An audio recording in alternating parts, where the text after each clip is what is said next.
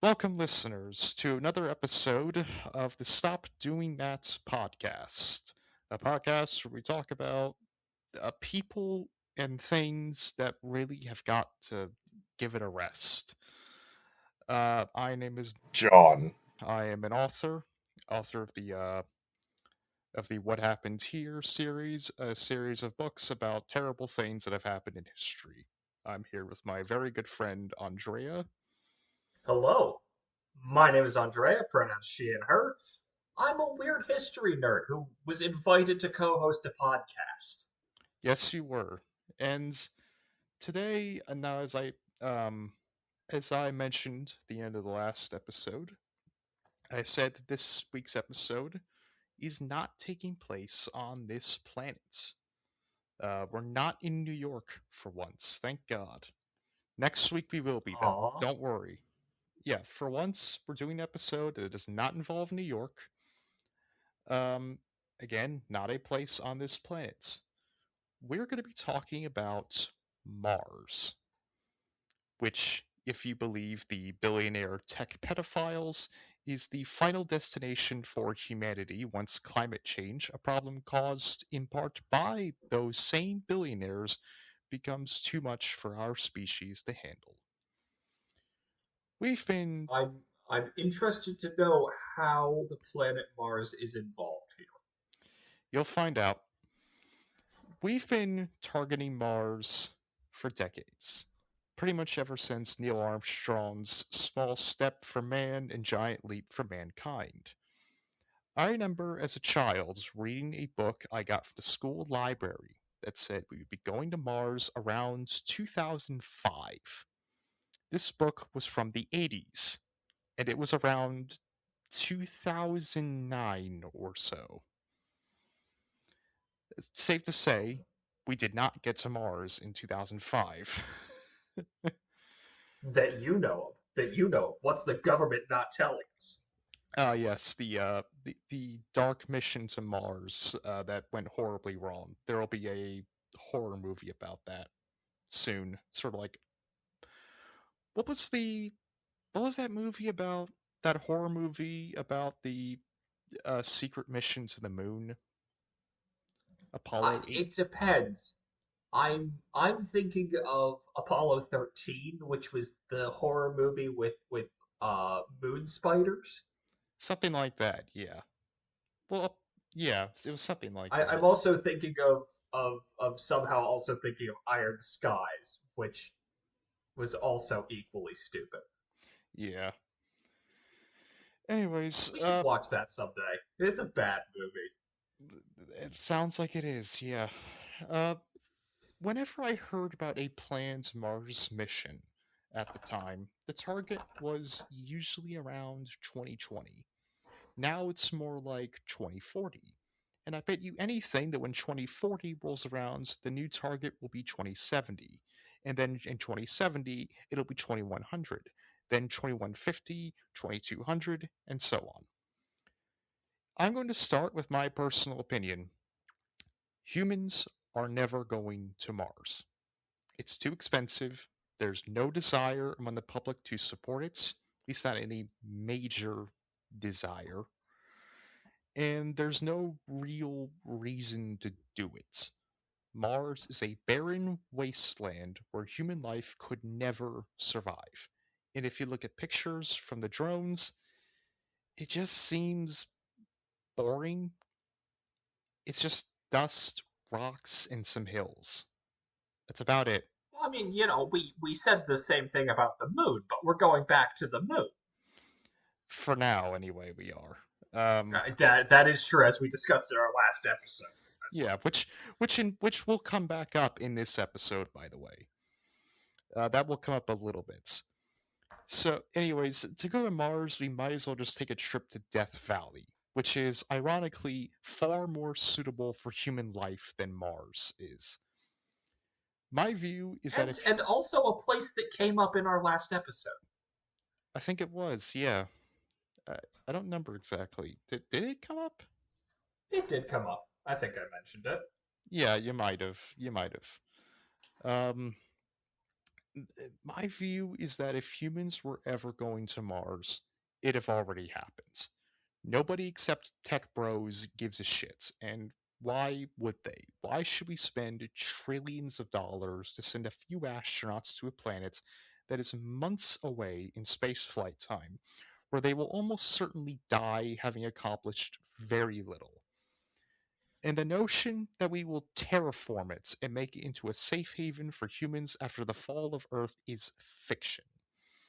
I am confident in I mean, saying I personally, I think that I would like to go to Mars just so that I can have, just so I can be outside the bounds of current laws. Mostly because current laws seem to think that I shouldn't exist.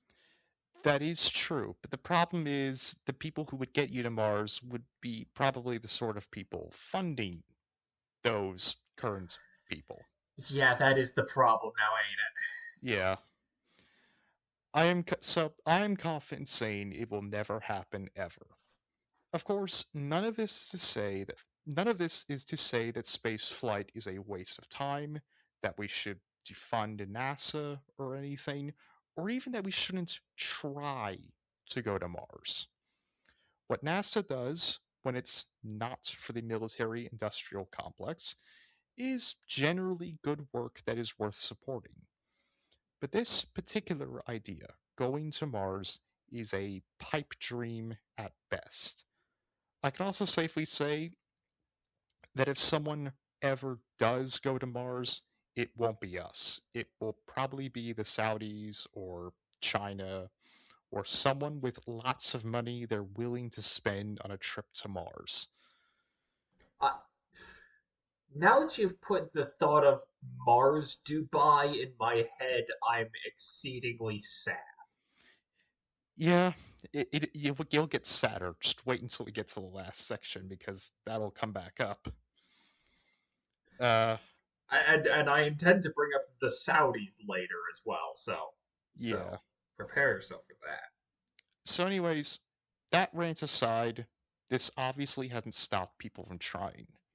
Today, we're going to talk about the many failed projects with one goal in mind: humans walking on Mars.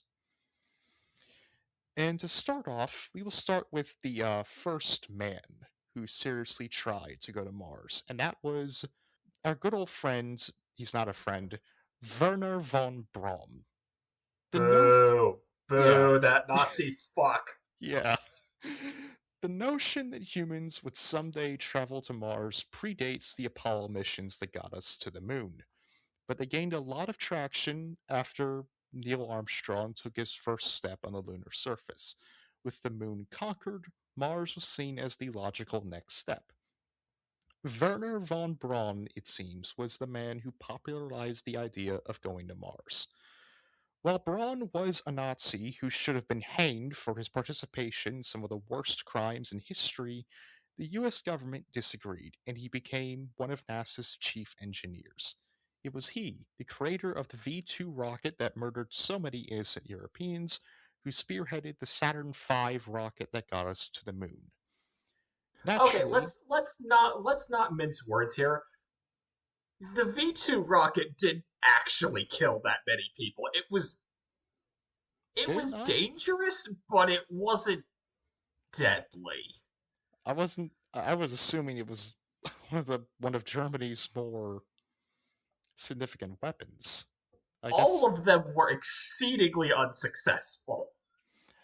I guess there's a reason why they lost. That is true. Um anyways, naturally, Werner should be the one who would get us to Mars, it seems then. Von Braun crafted in 1969, the same year as Apollo 11, a plan that would get us to Mars in the early 1980s. It involved the Saturn V, a, and I'm not fucking with you here, a nuclear space shuttle, a Mars mission module, and a Mars excursion module to launch it. Already, NASA was investigating the idea of a space shuttle, as it would cut down on costs by being a reusable vehicle. The shuttle, in fact, did not cut down on costs, but that's beside the point. And yes, Say, John. If someone desired to learn about more about the space shuttle, perhaps is there a book or a book series in which they y- might learn it? that there really is, in fact. I think it's called What Happened Here, and I think the first entry goes over the space shuttle, in fact. Um, Goodness, yeah, how fortuitous! yeah, very, very great little.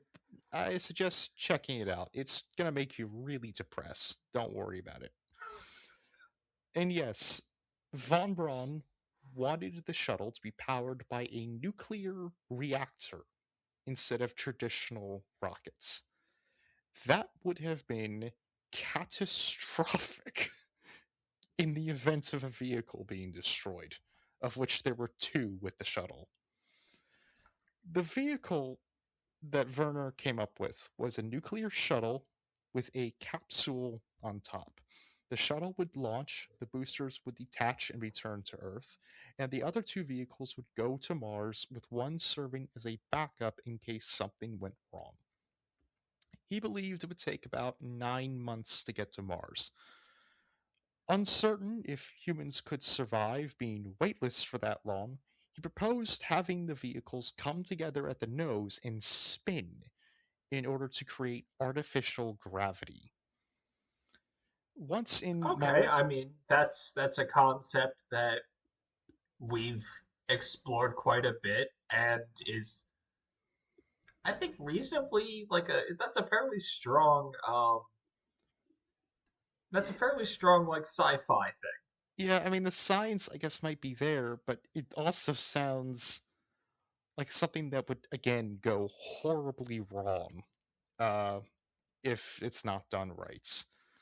Um, yeah, True.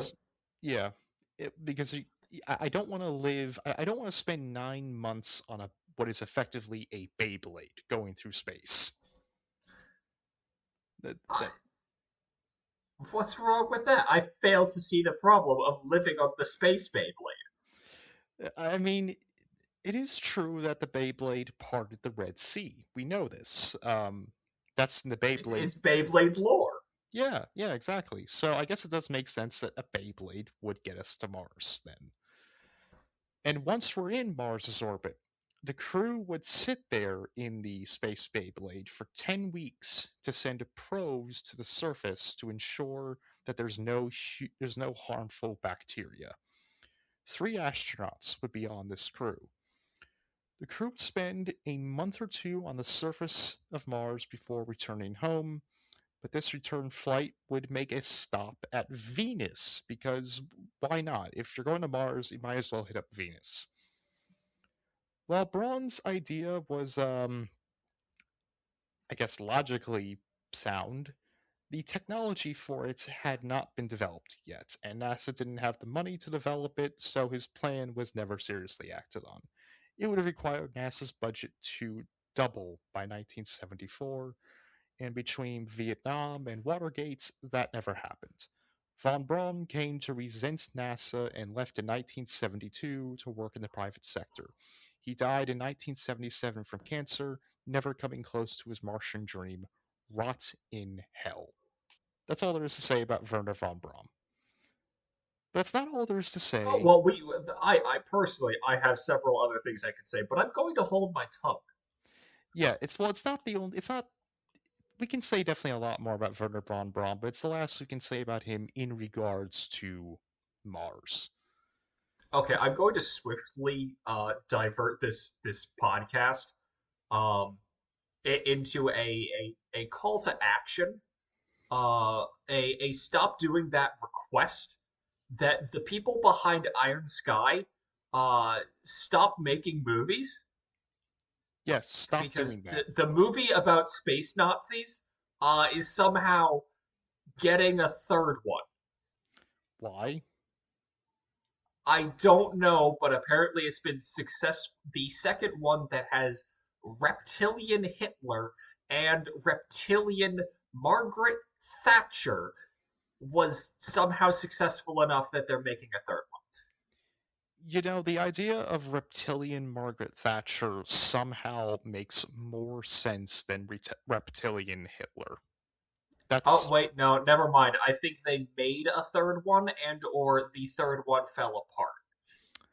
I yeah, it just is like a super. You know what? You know what? Maybe, perhaps, if I could do enough research into it, there will be a stop doing that episode, Iron Sky. That sounds like a fantastic idea. Yeah. So that's all there is to say about Werner von Braun. It's not all there is to say about NASA. There have been many proposals to get humans on Mars by NASA since the Werner von Braun days. But in the interest of keeping this episode from being 2 hours long, I'll just cover the most recent one. The plan, as of now, is targeting 2035 as being the earliest date, but it would likely be the late 2030s or the early 2040s for us to get humans on Mars. It will involve taking astronauts to Mars for up to 500 days before returning them to Earth, with the trip taking about 6 or 7 months each way.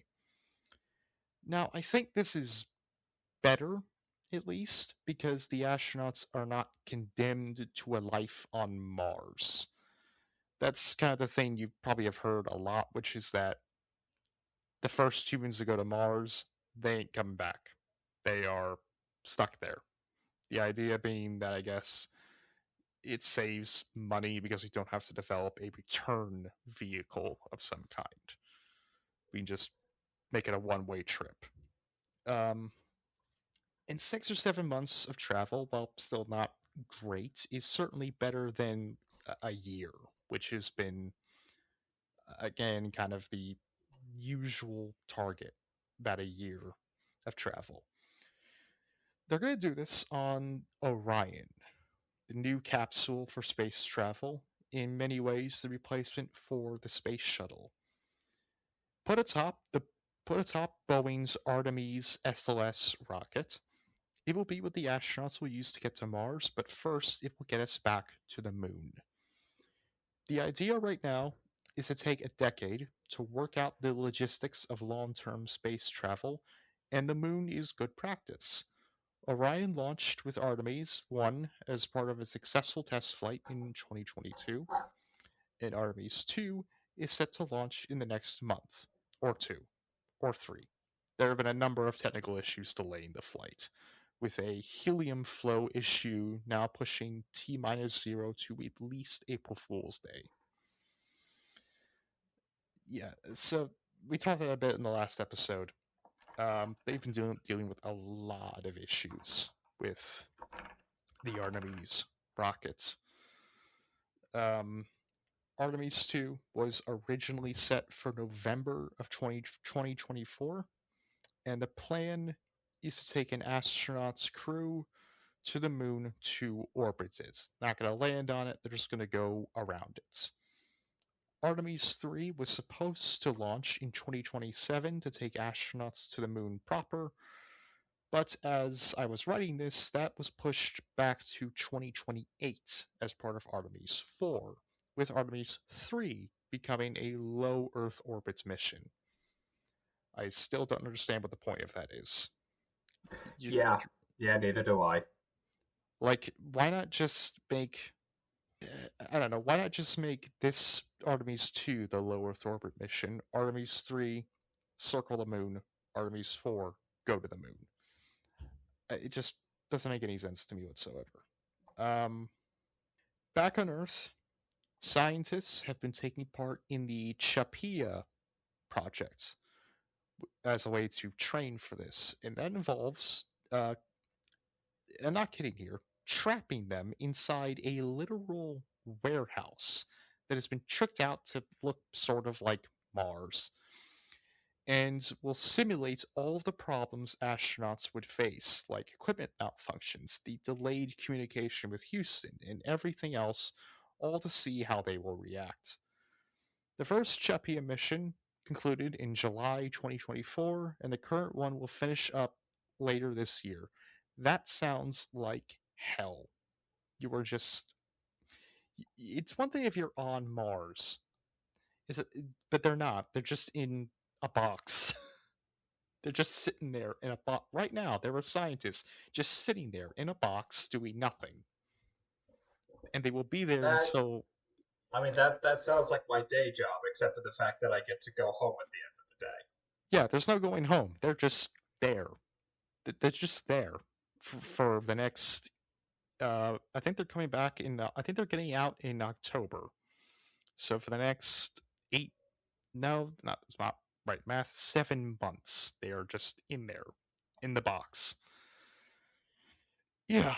So this is currently our best bet to get to Mars, and it really isn't looking great. While doing research, I saw reports about enormous cost overruns and safety concerns with the Artemis rocket, especially as Doge fired a whole bunch of NASA employees who, for all we know, could have prevented some of those issues. Trump wants NASA to get on the moon because he thinks he could use it to his political advantage, which of course makes me worry that he's going to try to force them to launch this thing despite the obvious technical issues Artemis is facing, just like Reagan allegedly did with the Challenger. And we all know what happened with that. Um, Mm-hmm. yeah, so that's all there is to say currently about NASA and uh, their efforts to get us back on Mars. But before we go further, I think it's time we launch up into Conversation Corner. Certainly, certainly. So, I do have one bit of interesting news. Um, as I had mentioned, uh, as I had mentioned before, Saudi Arabia, a place that I will never be permitted to visit. Uh, though, frankly, given the facts of my life and the fact that I dry out very swiftly, uh, I would not desire to go to the middle of the desert. The Line. Are you familiar with the project city of Neom? I am not familiar with that. No, I've never So heard of that. so the idea, and this will probably get its own episode once all of the details have come out. The original idea was for a 170-kilometer long city that extends from the coast into the interior of Saudi Arabia in a straight line. That sounds logistically impossible in every conceivable way. Exactly.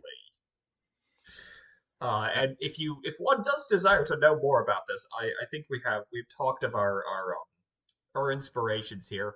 I would say go listen to the "Well, There's Your Problem" episode on Gulf State mega projects. It's a really funny episode, and they talk about this in more detail. But as of right now, the the project has been reduced substantially, and it seems like it's going to become what else but an AI data center. Oh, yes, that's what we need more of in our society. A We need giant more of them. data center extending into the desert. You know, that place that's famously cool most of the time. If they built them there, that surely they'd have enough to not build any more of them in the US where they fuck up small towns and everything. No, that's not going to happen. They're going to keep building them here Oh because yeah, of course not. they need infinite data forever. Yeah, so uh anyways, Chrysler has just announced that the Voyager is dead. The Chrysler Voyager is dead. It is dying. With that happening, Chrysler will now be down to a one car, one singular car. It's called the Pacifica, and let me show you the Pacifica. It is truly something special, isn't it? I've seen them before. Yeah, they're not pretty. To describe is to you viewers. Imagine if it was. Imagine a doorstop with some cuts in the front of it. That's basically the. In as has frequently been my point of comparison when you show me cars, it looks like a fish. It kind of does a little bit. It kind of does look like a fish. You want to know how much that car costs? Well, factoring that for a vehicle of comparable size, I paid $37,500 used vehicle. If we're talking like a new one, I'm gonna ballpark 55, $65,000. It's actually cheaper than that. It's $43,000 as Well, I'll be shitted. from when it as it in like the base model anyway. There is a $54,000 version called the Pinnacle trim.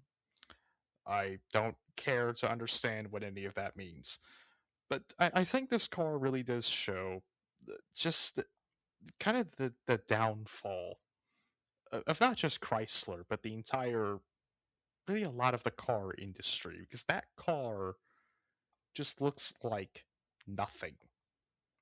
It is just nothing. It I is mean, just, it looks like a minivan.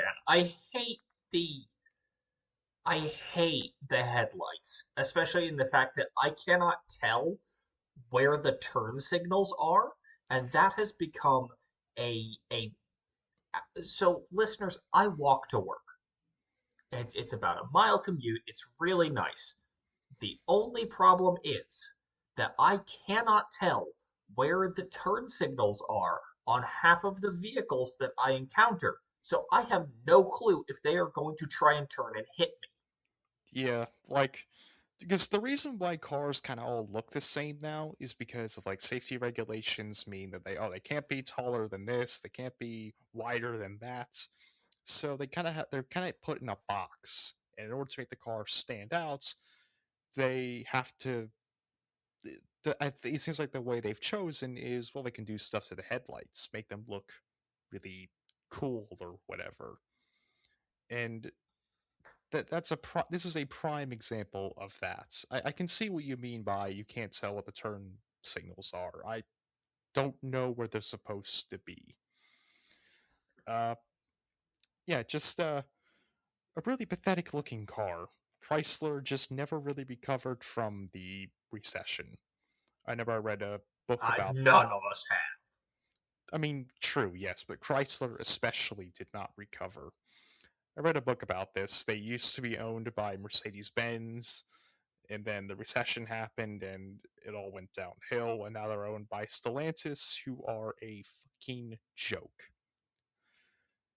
Uh, On other car news, um, the robots are on our shores. I fear for my life every single day. The robots will kill me. really, Uh, I saw I saw a Waymo. is that one of those self-driving car, like taxi services? Yeah, yeah. Yeah, I think I've heard of it before. I saw it while I was on my way back to the office with lunch a couple of days ago, and audibly to a coworker, I just turned to a coworker with bastards. They're Yeah, here. yeah, that is. I would never take one of those in a million years.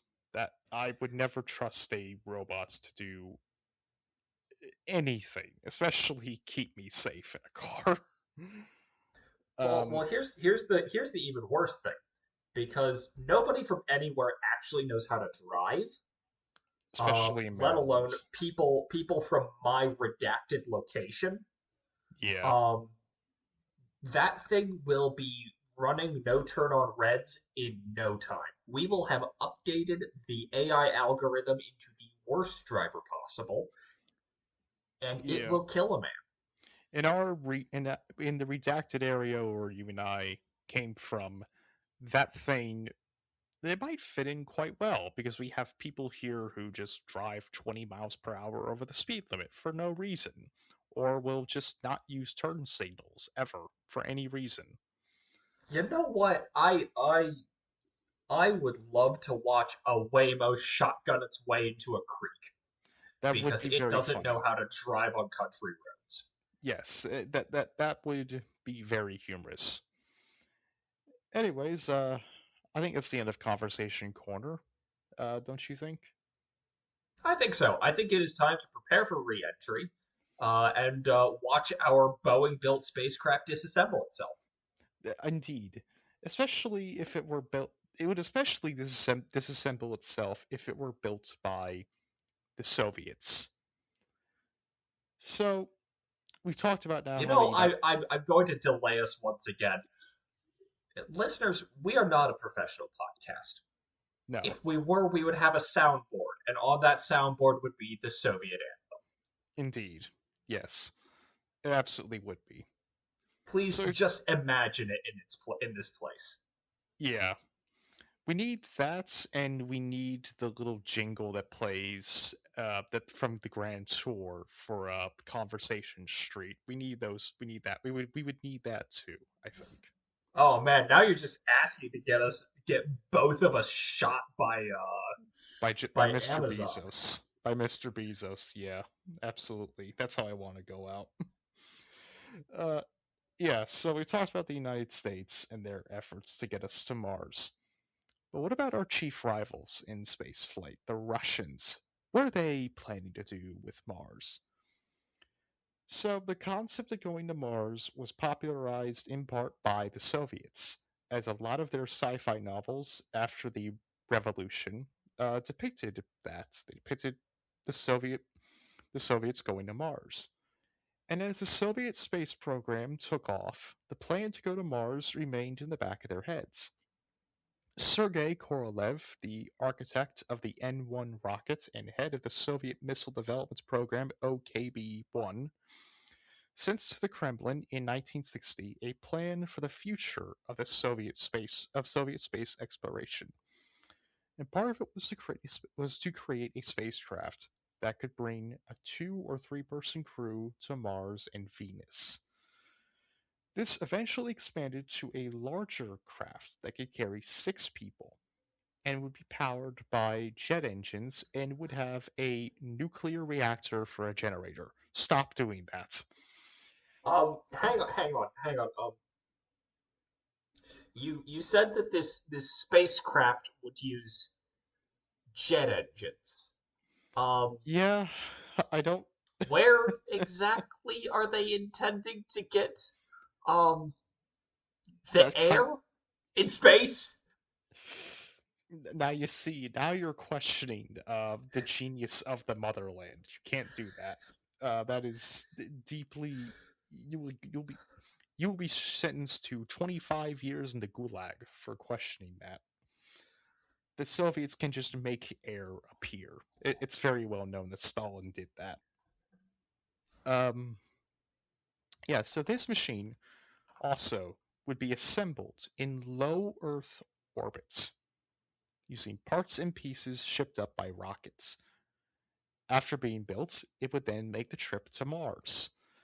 Once there, the craft would split in two, with one part remaining in orbit and another part going down to the surface. The idea that would have it never the idea that would have never worked was largely abandoned after the Americans won the race to the moon, and the Soviets turned towards Mars as a way to get a one up on the West. As such, they took it a bit more seriously and abandoned this sci-fi bullshit. Or not. Their new plan was to use the proposed N-1M rockets to build a nuclear powered spaceship in orbit and then use electric reactive engines to get to Mars. It didn't even get to build the N1M as its predecessor to that rocket. The N1 was abandoned because it kept exploding. Still, in the late 80s, as the USSR was collapsing and dealing with the literal and metaphorical fallouts of the worst nuclear disaster in history, The Soviets found time to plan another Mars mission. It still just involved nuclear power to build a spaceship that would propel itself to Mars. Stop doing that. That is, stop putting nuclear reactors in orbits. That is a stupid idea. If that thing explodes, it's going to be Well, Chernobyl all over, all, well, all you know, over the I place. as you know, the two of us, I well, I hasten to call myself a writer, but you as an actual author, um, I feel like you're being a damper on my creative spirit. I am allowed to put as many nuclear reactors in space as I want for the necessities of my universe. Well, Frankly, it's going to be mostly nuclear reactors in space. okay. In fiction, fine. Go ahead. Put literally put the an RBMK reactor on the moon if you want. That's totally fine. Uh, in the real world, we don't. I can't think of anything I would want in space less, I think, than a nuclear reactor. Maybe, look forward, look forward to the stop doing that episode on Starfish Prime. yes. All right. Yeah, so today, Russia's plan to get to Mars is similarly stupid. Um, I presume that they're going to stick a man inside a T-72 and let it get hit by the Ukrainians and see if it launches into Mars. that would be about right, probably. So NASA has been investigating the use of plasma rockets, which are more efficient and more powerful than chemical rockets, at least in theory. Tour developers of these rockets claim that they can get from here to Mars in as little as 45 days. Russia claims to have developed a rocket that can get them there in a month. Yes, they claim that they've developed a plasma rocket. I, Plasma rockets, considering that every time I check the production figures on various pieces of new Russian military equipment, and the resulting number is 5, I'm going to guess that they do not have a single one of these engines. I don't think they've even gotten to um, even the shell that they would put the engine in. I don't even think they've done that yet. Uh, No, actually, I think last time we checked, it was taped on top of a T-72 and being driven at the Ukrainians. oh yes, there we go. Yeah. So now I'm not going to shit too much on the idea of plasma rockets because plasma rockets working are probably our best chance to get to Mars. These engines make thrust by ionizing rocket fuel and accelerating it with a magnetic field, leading to its official name of magnetoplasma rockets. NASA is still researching their feasibility, while Russia claims they've done it better. Rosatom's Choice Institute claims that by 2030, they'll have a plasma engine that'll get them to Mars in a month. China's Xi'an Aerospace Propulsion Laboratory similarly has stated that they have something like that as well. Do you believe them? Given, I, I was about to say, given the fact that the Chinese have like one of the few mildly successful like nuclear fusion test reactors, I believe the Chinese more. Yeah, I mean, the Chinese have shown that they're, you know, certainly much better than the Russians, I think, when it comes to science and basically everything, I think, at this point. Um, so, yeah, I could believe the Chinese are a bit further along on this than maybe a lot of people, a lot of companies are. Maybe even further along than we are, but I don't think they have one. I don't believe that. Uh, I would put more money on it. I think that of the governments willing to attempt it, they're one of them. If Definitely, yeah. whether or not it's actually as successful as they claim, Yeah, that's to be seen. yeah, If the Chinese will stop dropping like rocket stages on random people's houses, then yeah, I'll believe them a bit more. yeah, I agree. So we've gone over current Mars missions proposed by states. What about the private sector? Our favorite place for space exploration. Well, the dumbest attempt by the private sector that I've found anyway to go to Mars was spearheaded by engineer and businessman Dennis Tito, who in 2001 became the very first space tourist. He paid the Russians 20 You know, million. it's never a good thing when I go to Google, type in the word Dennis, and ahead of Dennis Rodman, Dennis Quaid, and Dennis the Menace, Yeah, and Dennis Prager, uh, Dennis Tito comes up.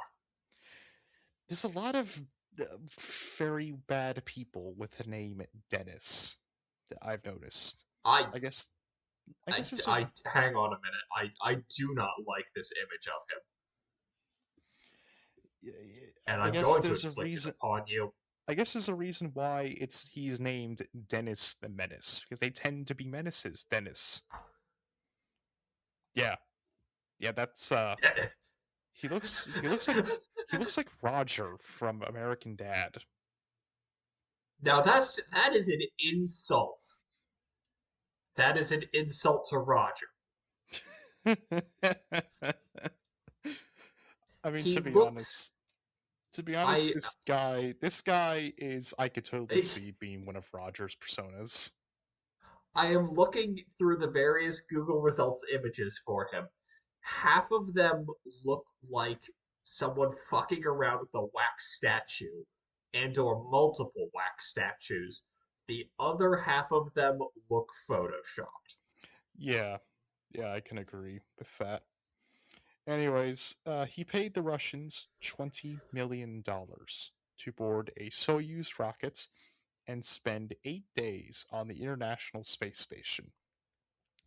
Tito created flight trajectories for 3 Mars missions and worked at NASA's Pasadena Jet Propulsion Laboratory before starting Wilshire Associates, making millions as a financier.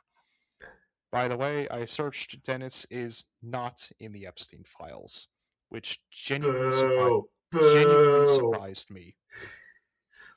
Hang on, I'm gonna give you one more image of him.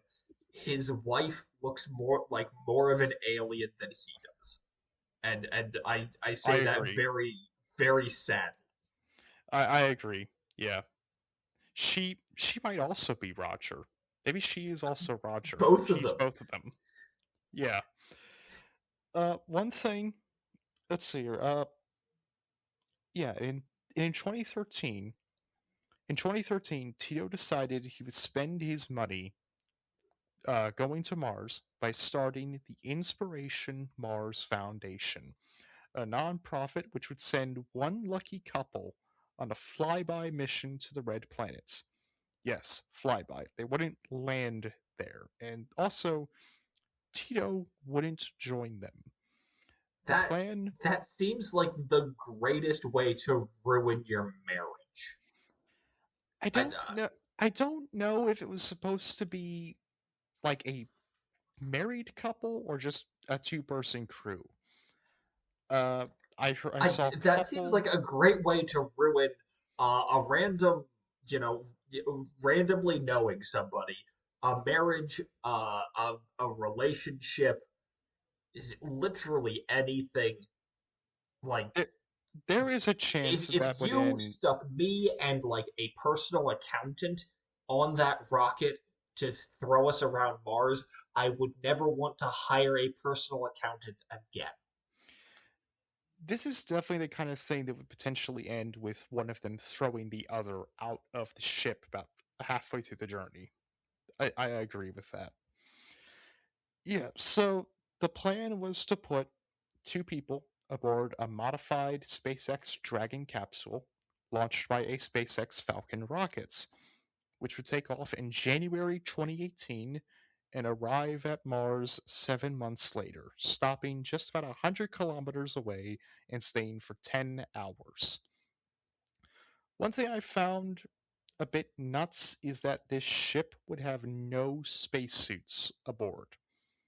So if something goes wrong many miles from Earth, there's not much they can do. I mean, to be fair, if there is a very slim window for a Mars mission that a spacesuit would actually save you in the event of any sort of Well, problem. I don't mean so much like escaping. I mean more fixing something like on the exterior of the ship if something goes Yeah, wrong. yeah. I'm still I'm gonna maintain my point there. Like you're if you're in the middle of fuck off nowhere, which is most of space, um, like you're not probably gonna have the best communications to Earth to try and get the problem fixed. That is true. That is true. Yeah. I would assume that. Yeah. So Anyway, I don't think attempting to go outside in a spacesuit is going to improve the situation. perhaps not. Perhaps not. Yeah. But it does kind of make it more of just like, you know, a bit more risky, I guess, in some way. Even just a tiny bit more. Anyways, because they were due to launch in 2018, it would be unlikely for there to be a test flight. So the first launch would be the one that takes them to Mars, because they only have 5 years to get this up and going. Now it's 2026, 8 years since this mission was supposed to take place. Did it happen? Well, the last Twitter post they made was in 2014, and the website hasn't been updated since 2015. I don't think they made it. I'm just gonna. I think you're being a doubter. I think you're being a doubter. I think they died in space. They might have. They might have. I would expect that maybe from SpaceX, who are the last part of this story. Yeah. Now we are turning to everyone's favorite private space company, Elon Musk's SpaceX. As is probably common knowledge by now, Elon Musk's number one dream is to colonize the red planet. And he's going to do it soon, or at least that's what he says. He's been saying that every single year since like 2010. Yeah, yeah. There's no question that Musk has the most ambitious plan of them all, a city on Mars. This city, SpaceX says, will require transplanting around 1 million people and loads of equipment, with launches happening more than 10 times per day, particularly during the points where Mars is closest to Earth, which is about every 26 months. Um, they intend to use the new Starship to make this happen, which is their kind of equivalent to the space shuttle. Sort of looks like the space shuttle a bit. It acts like one, has all the flair and spectacle of the one. It explodes.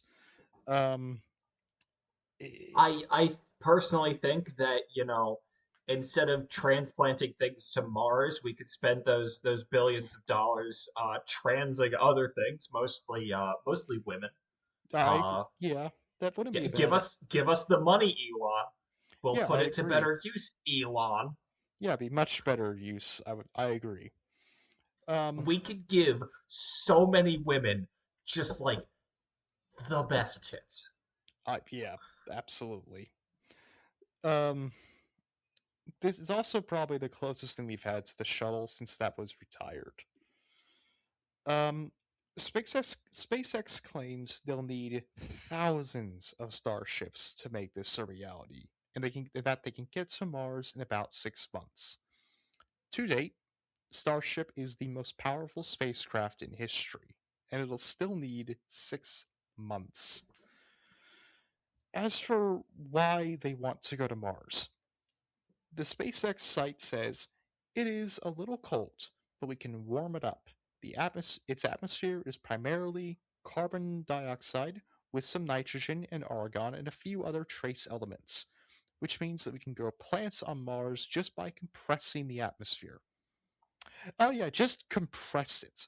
Compress the thing. How exactly do you intend to compress an entire planet's worth of something exactly? Compress the thing that makes the planet habitable.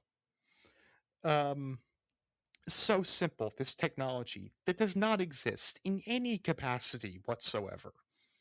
And they claim this mission will start in 2030.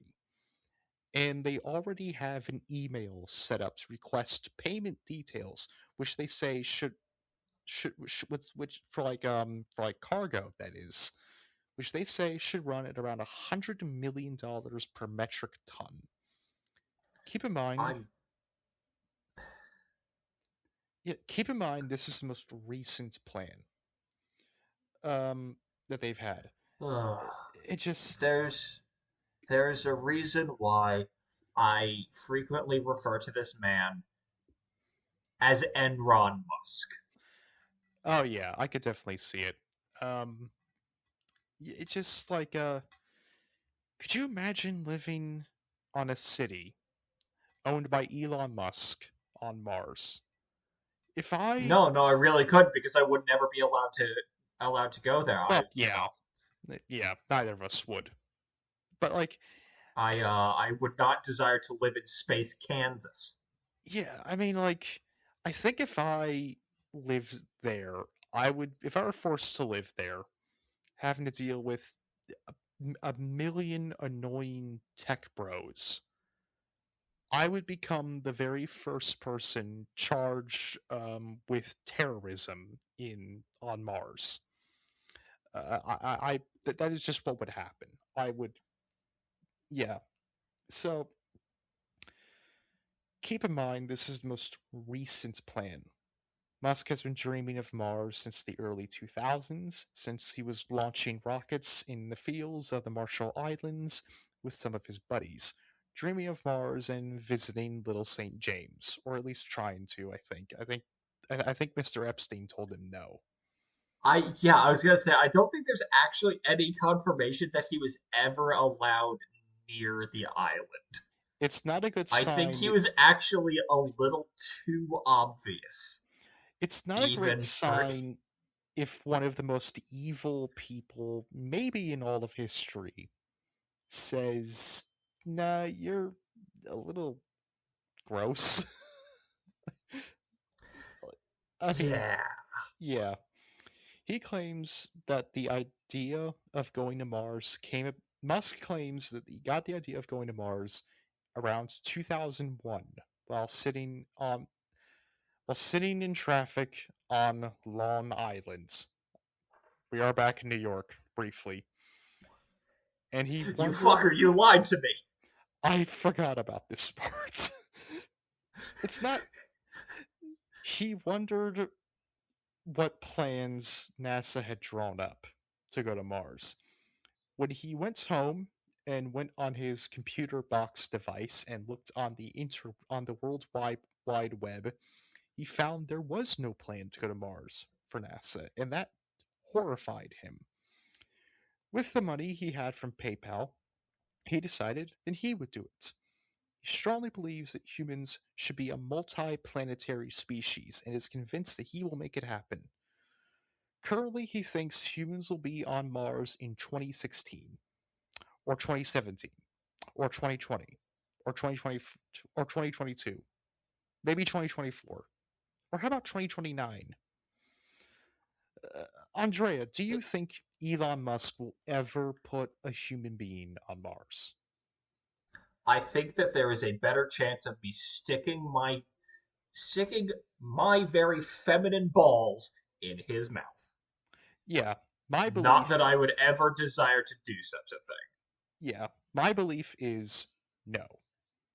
What's unfortunate is Musk probably could have done it. Back when he was the king of Reddit and had an even larger cult of personality, He was making progress. His rockets were starting to not explode. He was still making tons of money, and everyone from all sides wanted to work for him. Now he's toxic. Still rich, even richer in fact, but trying to tie yourself to him is justifiably career suicide. And really, just not that kinky. Yeah, if he simply treated his workers well, if he stayed liberal leaning but mostly apolitical, if he logged off more and stayed away from Epstein, if he never showed himself to be, in actuality, an insane fascist, if he never got into bed with the most controversial world leader of the last 50 years, if he focused on getting us to Mars rather than shitposting and making cars that don't work, he may well have done it. But he didn't. And now, the people with the know how to make a Mars mission happen, who are not people like Musk, will never want to work with him. Most of them, anyway. I'm sure there's a couple fascist aeronautics engineers out there. I mean, there was Werner von Braun. The number of them that are churned out by U.S. colleges every year is not insignificant. I mean, I'm sure there's definitely some, yeah. Um, I mean, there was Werner von Braun. There was him. I'm sure he'd be very happy to work with Mr. Musk if he was still alive. And the reason why this is probably because, and I don't think this is very insightful to say, I think it's kind of obvious. Musk likely doesn't really care about Mars. He cares about money and power. And this vision of a Martian utopian city sure is profitable. Actually doing it, though, not so much. That'll cost trillions of dollars that he could spend on ketamine or a new tech startup called 42069 Big Chungus that's inventing a way to track your neurotransmitters so companies know exactly which AI generated ads to put on your computer tablet device. Elon probably wouldn't say no to going to Mars, but it's not the primary objective. It's a nice to have kind of thing at best.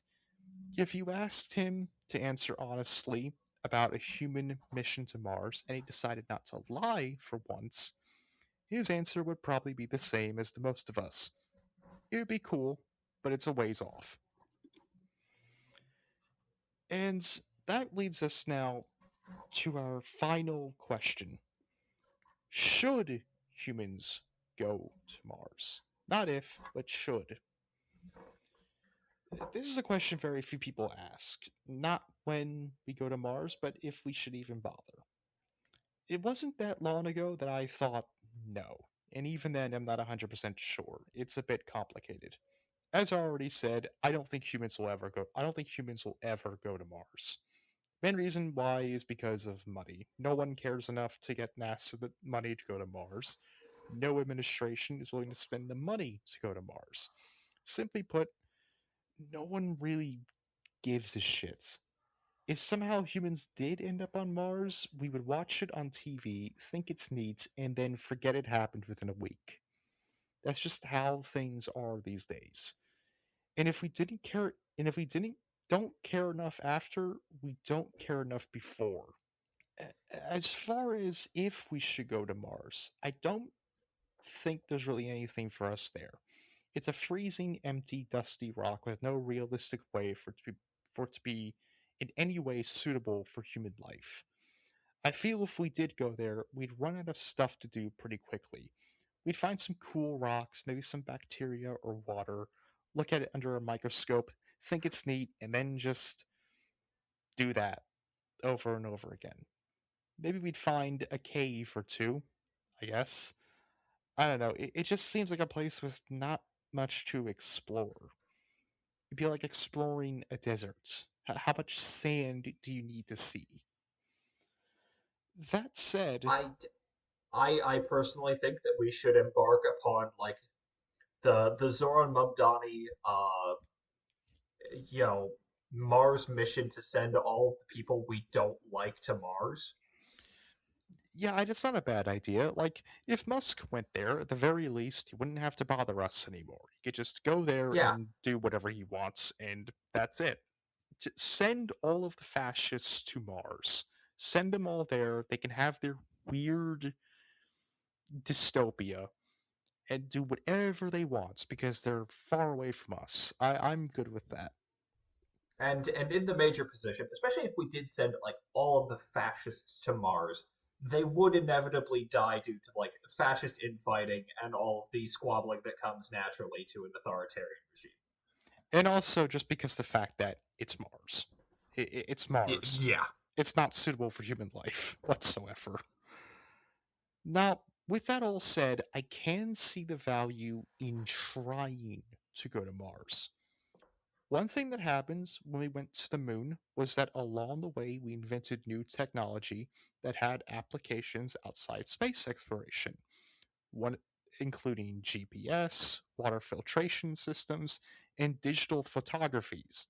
It stands to reason that something similar could happen if we tried going to Mars. Plasma engines are the main thing I can think of. If they work, they could be used for airliners, which are just about the most environmentally destructive vehicle on Earth. Plasma engines, in theory, produce no emissions. In our fight to stop climate change, this could be a game changer.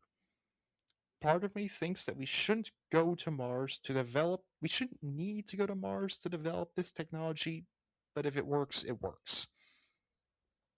So, will we go to Mars? No. Should we go to Mars? Yes and no. Certainly, though, the first thing we should do is do something about climate change rather than just hoping we can go to Mars and try again and then presumably fuck that planet up too within like a billion, like within like a million years or so. Um, I personally have thought for many years that if the Earth is at a point where it is not suitable for human life anymore, why not just go underground? We don't have to deal with intense weather down there. Hurricanes are not an issue. Thunderstorms are not an issue. Flooding is not an issue. It's just Um. I think flooding may still be an issue. if we insulate it properly, it wouldn't be. Of course, that's the issue, though. Would we insulate it properly? Uh, I was going to say, have you ever had your basement flood? yeah, yeah. Actually, I have not thought about that. That is a very good point. I, for some reason, forgot that I was going to say, basements tend to I do can that. recall as especially like I know it's a trans girl stereotype, but I think I remember a part of Fallout New Vegas about underground settlement flooding and that being a problem. I forgot about the existence of, water basins and things such as, for some reason. Yeah, that is indeed a problem that we'd have to deal with. Um, but I think it is still at least more realistic than going to Mars because the technology to do this mostly exists.